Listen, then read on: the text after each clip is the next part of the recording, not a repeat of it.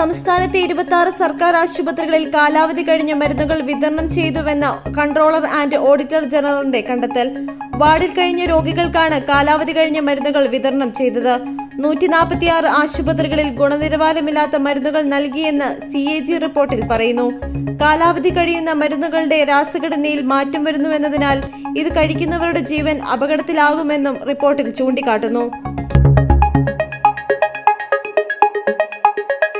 പെൺകുട്ടികളുടെ സംരക്ഷണത്തിനും വിദ്യാഭ്യാസത്തിനും ശാക്തീകരണത്തിനും ലിംഗസമത്വം പ്രോത്സാഹിപ്പിക്കുന്നതിനും കേന്ദ്ര സർക്കാർ 2015 ജനുവരി 22-ന് തുടക്കമിട്ട പദ്ധതിയാണ് ബേട്ടി ബച്ചാവോ ബേട്ടി പഠാവോ. മകളെ സംരക്ഷിക്കൂ, മകളെ പഠിപ്പിക്കൂ എന്നതാണ് ഈ ഹിന്ദി വാക്യത്തിന്റെ അർത്ഥം. പദ്ധതി ഇന്ന് 10 വർഷം പൂർത്തിയാക്കിയിരിക്കുകയാണ്. നെല്ലിന് താങ്ങുവില 40 രൂപയാക്കി ഉയർത്തണമെന്ന് കേന്ദ്രത്തോട് ആവശ്യപ്പെട്ടിട്ടും നടപടിയില്ലെന്ന് കൃഷിമന്ത്രി P. Prasad.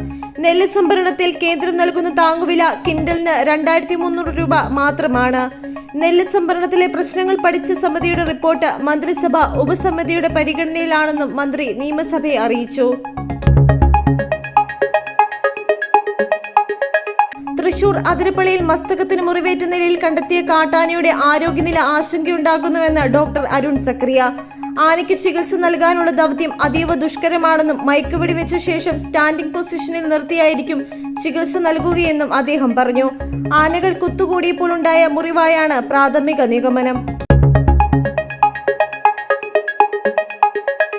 American president Donald ട്രംപിന്റെ വാക്കുകളിലുടക്കി ഇന്ത്യൻ ഓഹരി വിപണി കൂപ്പുകുത്തി. മുംബൈ ഓഹരി വിപണി 7 മാസത്തെ താഴ്ചയിലേക്ക് കൂപ്പുകുത്തിയപ്പോൾ നിക്ഷേപകർക്ക് നഷ്ടമായത് 7.48 ലക്ഷം കോടി രൂപയാണ്.